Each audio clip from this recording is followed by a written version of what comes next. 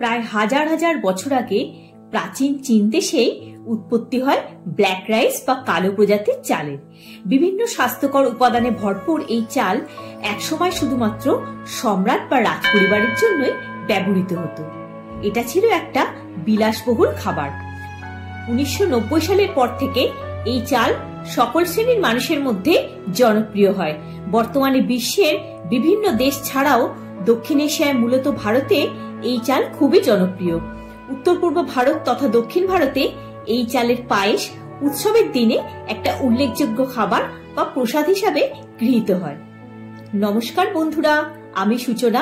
আমার চ্যানেল সূচনার দিনলিপি ও রান্নাঘরে আপনাদের সকলকে স্বাগত জানাই, যেখানে দেশ বিদেশের নানা রকম রান্না ও বেড়ানো সংক্রান্ত তথ্য আপনারা জানতে পারবেন, ও তার সাথে মাঝে মধ্যে থাকবে আমার আবৃত্তি পাঠ। দিন কয়েক আগে আমরা কলকাতার নিউ টাউনে ইকো পার্কে অবস্থিত ধাবসা ট্রাইবাল কিচেনে গিয়ে এই কালো চালের পায়েস প্রথম খাই। এটা খেয়ে এতটাই ভালো লেগেছে, আজ এই পায়েসটাই বানাবো আমার স্টাইলে। গোবিন্দভোগ চালের পায়েসের চেয়ে দ্বিগুণ টেস্টি ও হেলদি এই পায়েস। কালো চালের পায়েস বানানোর জন্য নিয়েছি 1 লিটার দুধ। আপনারা ইচ্ছে অনুযায়ী নেবেন।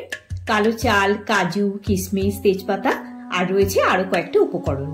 চালটা নর্মাল চালের মতোই দেখতে, কিন্তু রংটা কালো।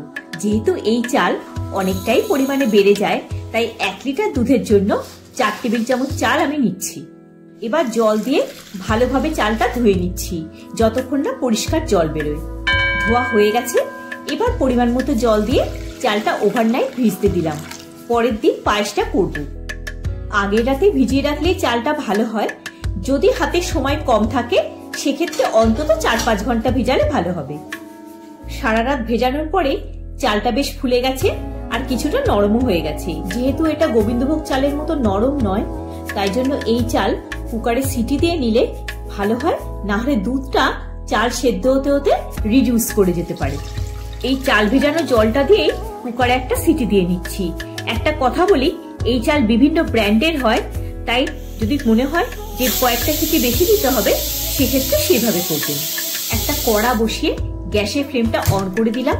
এবার 1/2 চা চামচ দেশি ঘি দিয়ে পরিমাণ মতো কাজু আর কিশমিশ একটু ভেজে নিচ্ছি। কাজু কিশমিশ ভেজে তুলে নিয়ে ওই কড়াতেই দিয়ে দিলাম দুধটা। বয়েল আসা পর্যন্ত অপেক্ষা করতে হবে। সেদ্ধ করা চালটা কুকার থেকে একটা বোলে নিয়ে নিচ্ছি। একটা তেজপাতা আর 4টে ছোট এলাচ সুগন্ধের জন্য দিয়ে দিলাম। তেজপাতাটা বের করে দিচ্ছি। এবার সেদ্ধ করা চাল দুধে দিয়ে দিলাম। এই জলটা ফেলবো না, কারণ এটা খুবই পুষ্টিকর, পরে অ্যাড করব। যেহেতু চালটা সেদ্ধ করাই আছে, তাই দুধে দেওয়ার পরেই ফুলে উঠেছে। এই পায়েসের টেক্সচারটা পরিচ টাইপের হয়। একটু ওভারকুক রাইস হতে হবে আর একটু পাতলা হবে, তবেই খেতে ভালো লাগবে। চালটা দুধের মধ্যে স্প্যাচুলা দিয়ে মিশিয়ে দিচ্ছি। যেহেতু এটা সেদ্ধ করাই আছে, তাই দুধে দেওয়ার পরেও ফুলে উঠেছে। একটা ঢাকা দিয়ে কুক হতে দিলাম। মাঝে মাঝে ঢাকাটা খুলে মিক্স করে দেব, আর সাইডের যে অংশটা ওটাও স্ক্রেপ করে দুধের মধ্যে মিশিয়ে দেব।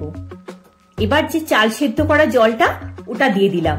চালটা সেদ্ধ হয়েই এসেছে। এবার দিয়ে দিচ্ছি মেজারিং কাপে 1 কাপ চিনি। 200 গ্রামের মতো হবে। মিষ্টিটা আপনারা স্বাদ মতো দেবেন। চিনি দেওয়ার পর যেহেতু একটু জল রিলিজ করে, তাই ভালো করে ফুটিয়ে পায়েসটাকে একটু ঘন করতে হবে। কাজু কিশমিশটাও দিয়ে দিলাম। পায়েসটা ঘন হয়ে গেছে। এবার গ্যাসের ফ্লেমটা বন্ধ করে দিলাম। কালো চালের পায়েস রেডি। ঠান্ডা করে এবার সার্ভ করে দেব। একটা সার্ভিং বোলে পায়েসটা নিয়ে উপর থেকে কাজু কিশমিশ দিয়ে গার্নিশ করে দিলাম। একটু ফ্রিজে রেখে ঠান্ডা ঠান্ডাও সার্ভ করতে পারেন, দারুণ লাগবে। একটা কথা আছে না, সবুরে মেওয়া ফলে। এই পায়েসটা বানাতে একটু সময় লাগবে, কিন্তু একবার খেলে মুখে লেগে থাকবে, বারবার খেতে ইচ্ছা করবে। তাহলে বন্ধুরা, আপনারাও এইভাবে বাড়িতে ট্রাই করতে পারেন কালো চালের পায়েস। ভিডিওটা যদি ভালো লেগে থাকে একটা লাইক দিয়ে চ্যানেলটা সাবস্ক্রাইব করে পাশে থাকার অনুরোধ রইল। সবাই খুব ভালো থাকবেন, সুস্থ থাকবেন। দেখা হচ্ছে পরের একটি পর্বে। ধন্যবাদ।